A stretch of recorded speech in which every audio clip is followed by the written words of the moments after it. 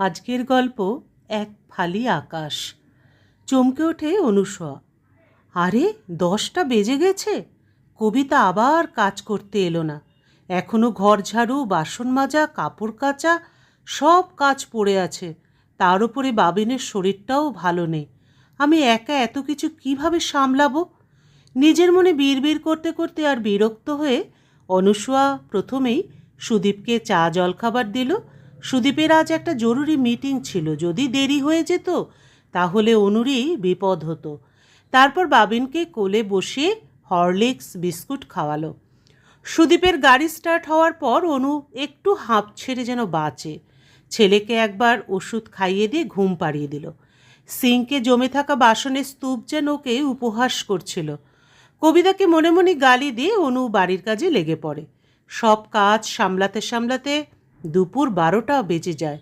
ততক্ষণে 8 মাসের বাবিন জেগে উঠে কান্না জুড়ে দিয়েছে। অনু তাকে দুধ খাইয়ে দোলনায় শুইয়ে দেয়। এখন সে খিলখিলিয়ে হাসছে। আজ খাবারে কি করব? এখন 1টার মধ্যে অফিস থেকে পিয়ন চলে আসবে, তাড়াতাড়ি কাজ সারতে হবে। টিফিন ঠিক সময় না পৌঁছালে সুদীপ রেগে আগুন হয়ে যাবে। এই ভাবতে ভাবতে অনু তাড়াতাড়ি পনিরের তরকারি, রায়তা, ভাত, ফুলকপির সবজি রেঁধে ফেলল, সাথে স্যালাডও তৈরি করে রাখে, যাতে পিয়নকে এসে দাঁড়িয়ে থাকতে না হয়। তারপর একটু সময় পেল তো স্নান করতে ছুটে যায়। স্নান ও পুজো শেষ করে 1 কাপ চা বানিয়ে বসে চুমুক দিচ্ছিল।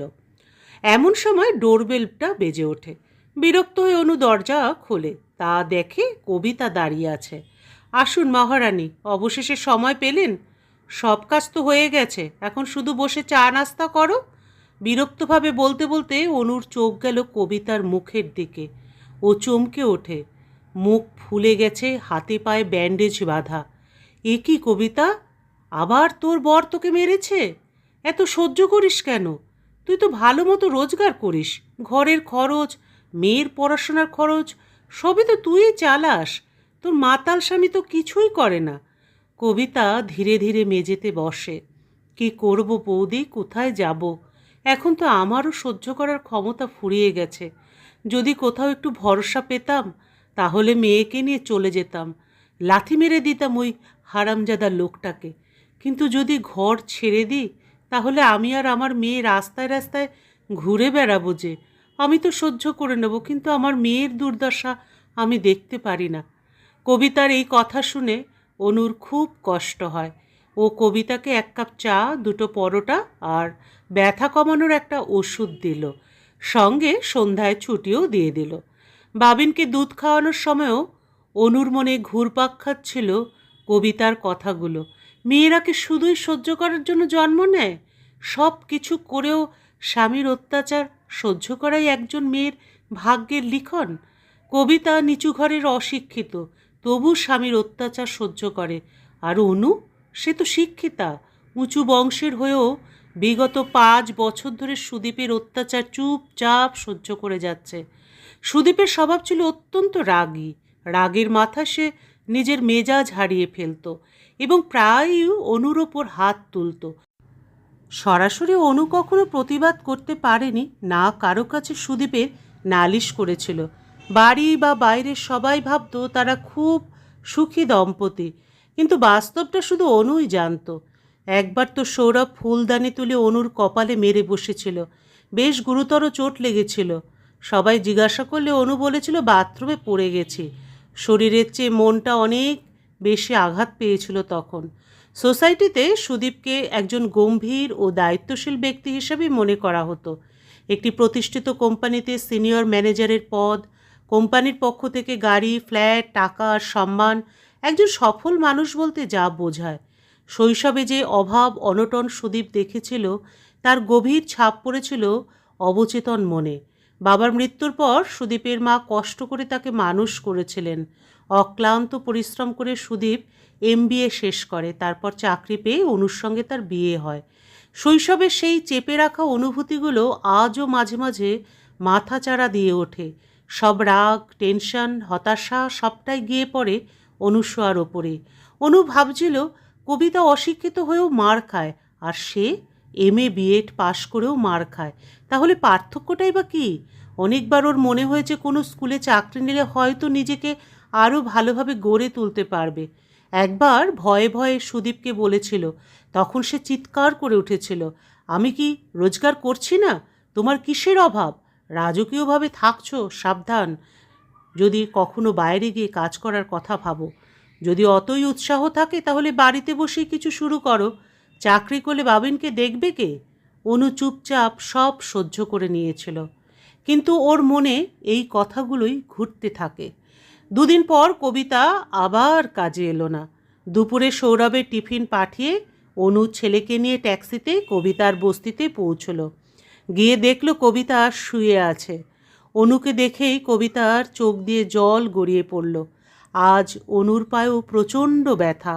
রাতে সুদীপ এমনভাবে ওকে ঠেলেছিল একেবারে দরজায় গিয়ে আঘাত পায়। অনু কবিতাকে জড়িয়ে ধরে, দুজনেই হাউ হাউ করে কাঁদতে লাগে। আসলে দুজনেই একই যন্ত্রণায় জর্জরিত ছিল। দুজনেরই স্বামীর অত্যাচারের শিকার। তারা একে অপরের কষ্টকে গভীরভাবে অনুভব করতে পারছিল।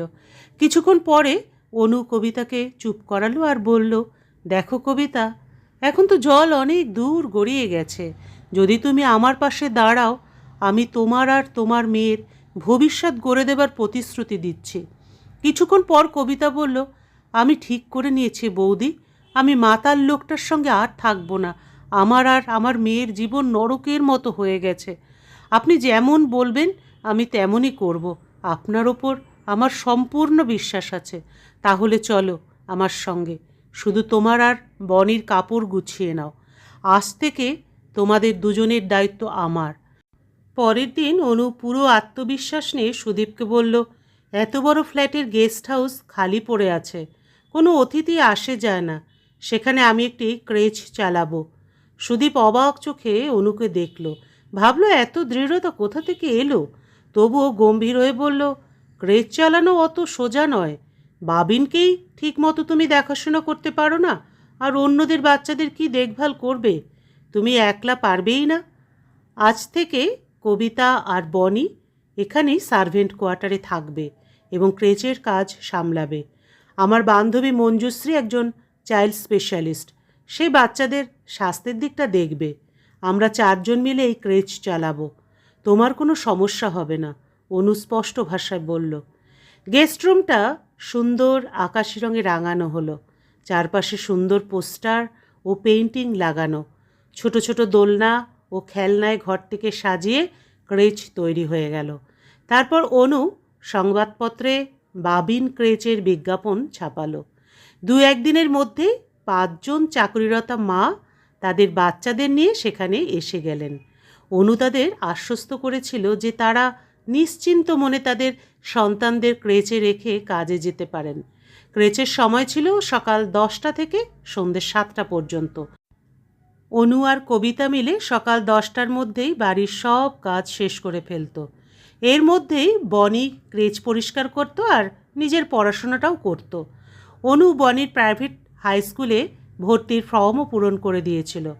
সুদীপের অফিসে বেরোনোর আগেই বাচ্চারা আসতে শুরু করত। দিনে একবার ডাক্তার মঞ্জুশ্রী এসে শিশুদের স্বাস্থ্য পরীক্ষা করে যায়। বাবিনও সঙ্গী পেয়ে গেছে। এখন সে সারা দিন খেলাধুলা করে আর আনন্দে থাকে।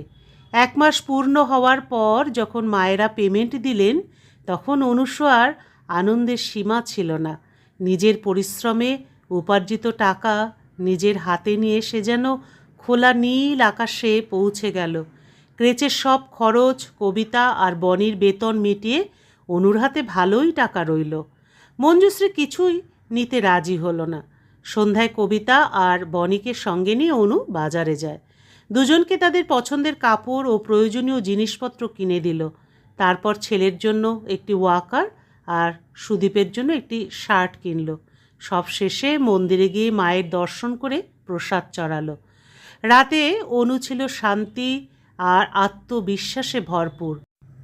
ও কখনো কল্পনাও করেনি যে পরিশ্রম করে নিজের মানসিক ও আর্থিক অবস্থানকে এতটা দৃঢ় করতে পারবে। ওর একাগ্রতা, সাহস আর কঠোর পরিশ্রম দেখে সুদীপের স্বভাবেও ধীরে ধীরে কোমলতা আসতে শুরু করেছে। কবিতাও নিজের ঘরে বসে এটাই ভাবছিল যে সাহস করে ঘর ছেড়ে আসার পর কিভাবে তার জীবনটাই বদলে গেল। বনিকে নিশ্চিন্তে ঘুমোতে দেখে সে অনুবৌদির প্রতি কৃতজ্ঞতায় ভরপুর।